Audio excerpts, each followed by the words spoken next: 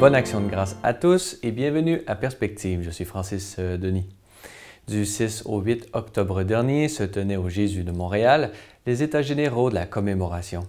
Organisé par le Mouvement national des Québécoises et des Québécois ainsi que plusieurs autres organismes, ce rendez-vous avait pour but d'opérer une consultation ainsi qu'une réflexion sur la réalité présente et future des commémorations au Québec. Lors de cette conférence, Maxime Huot-Couture et l'abbé Martin Lagacé de l'Observatoire Justice et Paix ont pu s'exprimer sur le thème de la commémoration du fait religieux au Québec pour un patrimoine culturel vivant. Pour l'occasion, Celles et Lumières étaient sur place. Voici le reportage que nous vous avons préparé.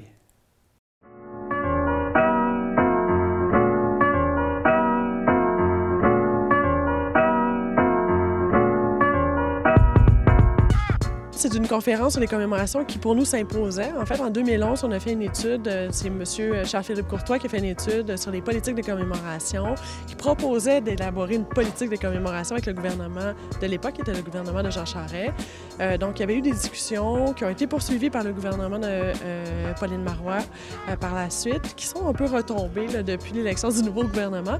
Et donc, on s'est dit, il faut arrêter d'attendre après le politique, il faut mobiliser, en fait, les acteurs qui travaillent sur les commémorations au Québec, sur le patrimoine, pour trouver une façon, en fait, de se structurer, de mettre des balises sur nos commémorations. Et donc, c'est à ce à quoi on convie, finalement, la population, nos membres et différents membres des regroupements. Comment se fait-il qu'autrefois, on s'intéressait à l'histoire à la manière d'un récit racontant le destin d'un peuple, dans lequel on pouvait trouver des sources d'inspiration, dans lequel il y avait un héritage à transmettre? Et peu à peu, on a renversé le rapport à l'histoire, le rapport au passé, pour développer ce que j'appelle les commémorations négatives. Se souvenir pour s'exécrer. Et là, qu'est-ce qu'il s'agit? De se tourner vers le passé et derrière ce qui était autrefois le récit national, nous ne voulons voir désormais que le récit d'une majorité tyrannique qui aurait imposé ses codes aux minorités, aux différentes communautés.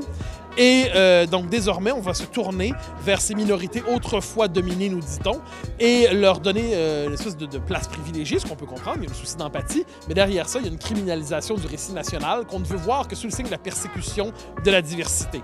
Et il y a une formule là-dessus tirée du débat français. On ne s'intéresse plus à ceux qui sont morts pour la France, on s'intéresse à ceux qui sont morts à cause de la France. Et bien, ce renversement du rapport à l'histoire, je le crois toxique pour l'idée même de démocratie, parce que le rapport au passé conditionne le rapport aux politiques aussi. L'Observatoire Justice et Paix, c'est un regroupement de catholiques qui sont intéressés par les enjeux de société, qui visent à se former sur ces grandes questions-là, aussi à prendre la parole publiquement pour se prononcer, notamment à la lumière de la doctrine sociale de l'Église.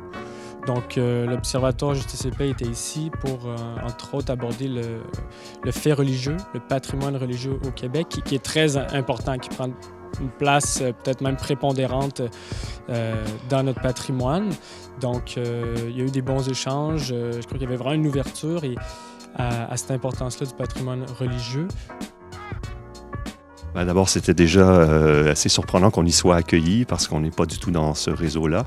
Mais évidemment, c'était tout à fait dans le sujet, sauf que nous, on l'a pris peut-être à un niveau plus spirituel. On n'a pas voulu s'en tenir juste à la matérialité de la commémoration et se dire que l'âme québécoise a quelque chose à retrouver dans ce patrimoine immatériel. Comme disait le monsieur, c'est des choses qu'on ne touche pas, mais qui nous touchent.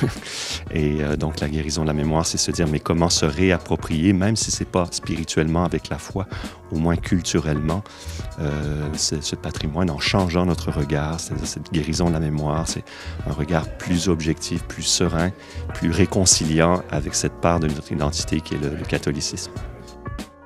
D'écouter ce que ce patrimoine-là nous dit, en fait. Qu'est-ce qu'il nous dit aujourd'hui? Est-ce qu'il est porteur de sens pour nous? Et comment on peut le rendre vivant? Et donc, ne pas occulter tout le contenu de foi catholique, de motivation chez nos grands personnages pour qu'ils puissent être vraiment porteurs de sens pour nous et nous faire connaître notre identité collective. Voilà, c'est tout pour aujourd'hui. N'hésitez pas, si vous avez des questions ou commentaires, vous pouvez m'écrire à l'adresse qui apparaît à l'écran. Merci d'avoir été des nôtres. Bonne action de grâce à tous. À la prochaine.